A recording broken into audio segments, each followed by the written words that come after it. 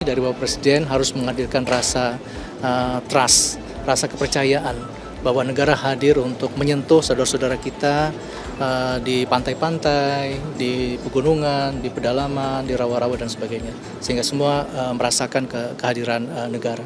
Pertama, kami ingin tegaskan bahwa Bapak Presiden memiliki komitmen yang kuat untuk langsung menghandle, mengelola Papua. Mengelola Papua tentu di dalam agenda yang menyeluruh, yang terintegrasi, baik agenda Papua dalam konteks global, di dalam konteks nasional, integrasi antara kebijakan lintas kementerian, private sector, maupun juga konsolidasi ke tingkat provinsi maupun kabupaten. Sehingga perhatian dari Bapak Presiden ingin bahwa Komite Eksekutif Percepatan Pembangunan Otonomi Khusus ini mengelola hal-hal yang tentu menjadi agenda-agenda strategis di Papua.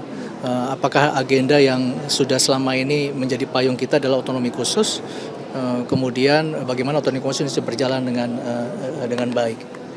Jangka pendeknya langkah kerja apa yang dilakukan oleh komite eksekutif? Pertama, kita sudah berjalan 1 tahun di dalam pemerintahan ini, sehingga tentu yang menjadi bagian dalam kita adalah konsolidasi kebijakan, konsolidasi strategi, konsolidasi program, dan konsolidasi anggaran dan konsolidasi regulasi. Itu yang penting, baik di level nasional, di level provinsi, dan di level kabupaten. Apalagi hari ini sudah ada 6 provinsi di tanah Papua yang memerlukan sinergi, integrasi, keterpaduan dalam semua hal. Karena tentu kita ingin dengan kehadiran 6 provinsi ini membutuhkan langkah-langkah, ada maksud besar untuk langkah-langkah percepatan.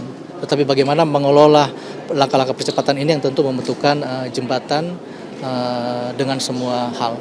Lintas Kemenko, lintas kementerian, kemudian lintas 6 provinsi di tanah Papua.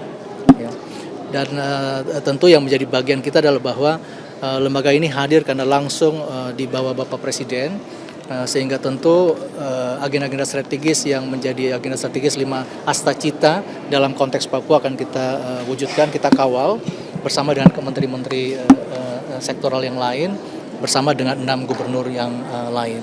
Dan tentu kami harapan terakhir bahwa semua kebijakan dari pemerintah ini, dari Bapak Presiden harus menghadirkan rasa trust, rasa kepercayaan bahwa negara hadir untuk menyentuh saudara-saudara kita di pantai-pantai, di pegunungan, di pedalaman, di rawa-rawa dan sebagainya, sehingga semua merasakan kehadiran negara. Dalam pembangunan Papua ini yang menjadi prioritas utamanya di bidang apa saja yang diperintahkan oleh Presiden?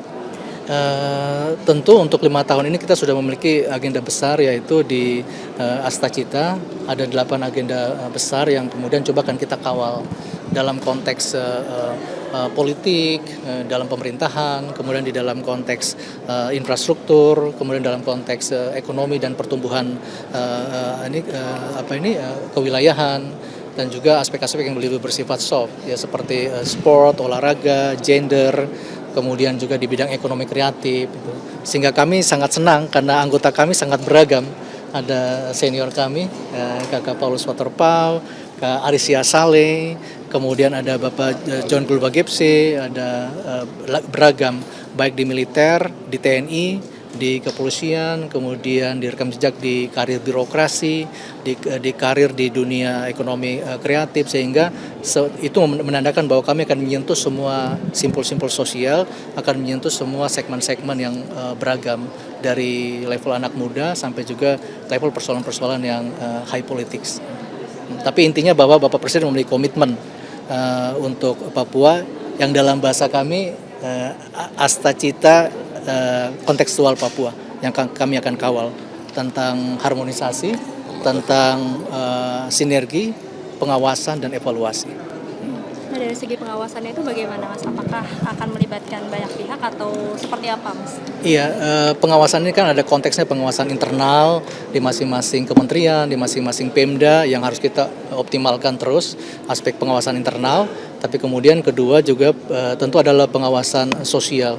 Pengawasan sosial ditandai tentu dengan bagaimana peran serta masyarakat, aspirasi, tadi ada catatan juga ya, kita akan brainstorming dengan berbagai simbol-simbol sosial sehingga mendapatkan persoalan-persoalan real dari bawah, dan itu kita akan anggap sebagai sebuah pengawasan sosial. Dan terakhir tentu dengan berbagai lembaga-lembaga yang menjalankan peran-peran fungsi pengendalian, fungsi pengawasan yang kita akan konsolidasi. Tapi yang terpenting adalah bagaimana membangun rasa percaya kita dan bagaimana negara bisa menyentuh semua simpul-simpul sosial di tanah Papua.